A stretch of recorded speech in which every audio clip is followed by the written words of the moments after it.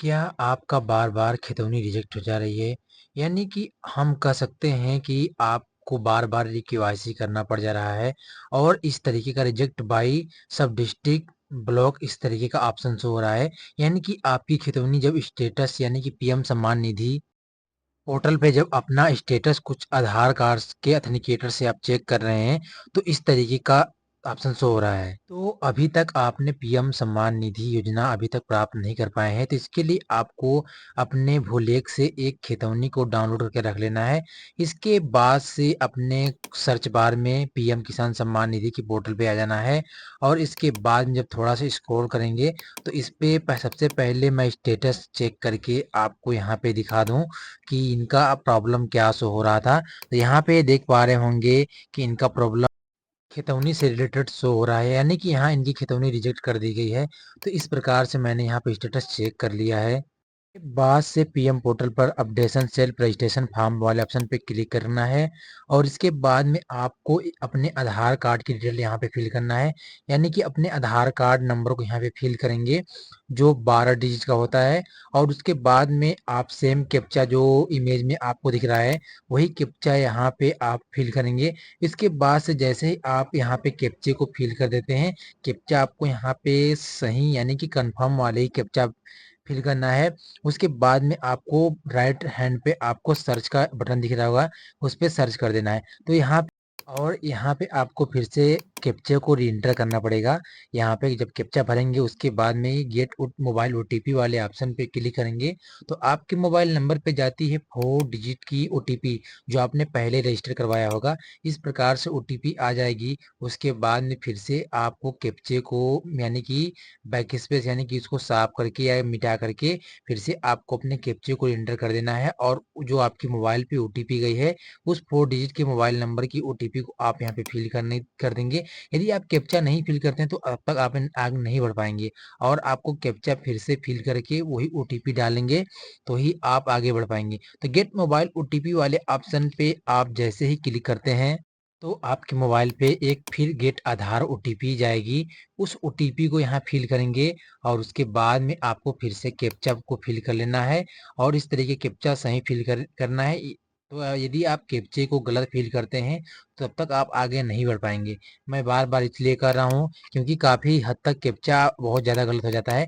इसके बाद में फिर से सबमिट कर देंगे। फिर एक ओटीपी तो यहाँ पे आपको अपनी आधार की ओटीपी फिल करके सबमिट फॉर ऑथेंटिकेटर वाले ऑप्शन पे आप जैसे ही क्लिक करेंगे तभी आप वहां से अपना नया इंटरफेस आपका खुल के आएगा। तो यहाँ पे आपको आधार वाली ओटीपी को फिल कर देना है और कैप्चे को यहाँ पे फिल कर देना है। उसके बाद में तो सबमिट फॉर ऑथेंटिकेशन वाले ऑप्शन पे जैसे आप क्लिक करेंगे तो आपके सामने आ गया इस प्रकार का डैशबोर्ड खुल के। स्टेट सेलेक्ट कर लेना है, डिस्ट्रिक्ट सेलेक्ट करना है और सब डिस्ट्रिक्ट सेलेक्ट कर लेना है।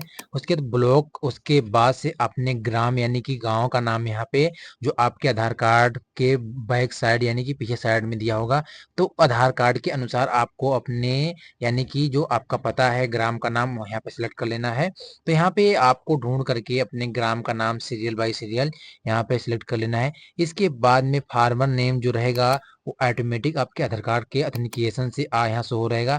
अब यहाँ पे पूछ रहा है आप जो आपकी कैटेगरी है जो क्या नाम है जनरल है या एसटी एसटी है। तो यदि आप ओबीसी में भी हैं तो आपका जनरल वाले ही ऑप्शन पे आप क्लिक करेंगे और जनरल अदर्स यानी कि उसी वाले ऑप्शन पे क्लिक करेंगे। यदि आप एसटी एससी में आते हैं तो आपको यहाँ पे एसटी एससी वाले ऑप्शन पे क्लिक करेंगे। यहाँ पे आपको फार्मर टाइप यानी कि आप बड़े रकबे से हैं या स्मॉल यानी छोटे छोटे किसान हैं तो यहाँ पे सिलेक्ट कर लेना है। उसके बाद में थोड़ा स्क्रॉल करना है और यहाँ पे आपको लैंड रजिस्ट्रेशन आईडी आपको फिल करनी पड़ेगी। तो लैंड रजिस्ट्रेशन आईडी जो मैंने आपको बताया भूलेख पे आपको अपनी खतौनी पे आपको इस तरीके से जो रेड अलर्ट में आपको जो लैंड रजिस्ट्रेशन आईडी दिख रही है वही यहाँ पे आपको फिल करना है। अदरवाइज कोई भी आपको यहाँ पे नहीं फिल करना है। यदि आप गलत फिल करते हैं तो आपकी खतौनी यहाँ से रिजेक्ट फिर से भी हो सकती है। तो मैं यहाँ पे एक वीडियो बनाया हूँ कि आपकी खतौनी दोबारा नहीं रिजेक्ट होगी और यहाँ सही सही सॉल्वेड यानी कि सही सही इंफॉर्मेशन आपको यहाँ पे दी है। तो आपको मैं फिर से दिखा दूं इस तरीके का जो रेड में लिखा हुआ है यही लैंड रजिस्ट्रेशन आईडी में आपको यहाँ पे भर देना है। इसके बाद में आपको राशन कार्ड ऑटोमेटिक शो होगा। इसके बाद में यहाँ पे पूछ रहा है पीएमजेवाई योजना, यदि है तो यस करेंगे, यदि नहीं है तो नो करेंगे। अब यहाँ पे आपको खतौनी यानी कि एडिट करके आप यहाँ पे अपना सारा विवरण खतौनी के अनुसार यहाँ पे अपलोड करेंगे, यानी कि फिल करके यहाँ पे आपको ऐड करना पड़ेगा। तो यहाँ पे पेंसिल वाले बटन पे, यानी कि इन्होंने जो पहले खतौनी अपलोड की थी तो यहाँ गलत इन्फॉर्मेशन दे के यहाँ पे गलत भर दिया था। तो पेंसिल वाले आइकन पे जैसे ही आप क्लिक करेंगे तो इस प्रकार का जो खाता नंबर है, खाता नंबर जो इस प्रकार का है वो खाता नंबर डालेंगे। उसके बाद आपको डैग यहाँ पे सर्वे डैग खाता नंबर आपको दे रहा होगा, तो यहाँ पे अपने गाटा संख्या नंबर को फिल कर देना है। और इसके बाद से आपको क्या करना है कि यहाँ पे जो एरिया हेक्टेयर है, तो एरिया हेक्टेयर आपकी खतौनी में नीचे कुछ इस प्रकार से आपको एरिया हेक्टेयर में आप फिल करेंगे। जो भी है आपका उतना ही फिल करना है, अदरवाइज नहीं फिल करना है। इस प्रकार से आप देख पा रहे होंगे कि खतौनी में मैं एक एक करके यहाँ पे देख रहा हूँ और सारा सही सही आपको इसी तरीके से विवरण को यहाँ पे भर देना है। यहाँ पे गलती नहीं करनी है। अब यहाँ पे आपको सेलेक्ट करना है, यदि आप ज़मीन खरीदें तो परचेज आप लैंड कर देंगे।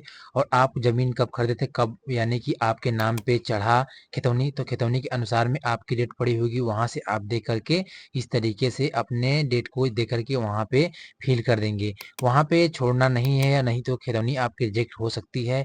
इसके बाद में यहाँ पे पूछ रहा है पट्टा यस है तो यहाँ पे नो कर देंगे, यदि नहीं है तो नो नो कर देंगे, है तो यस कर देंगे।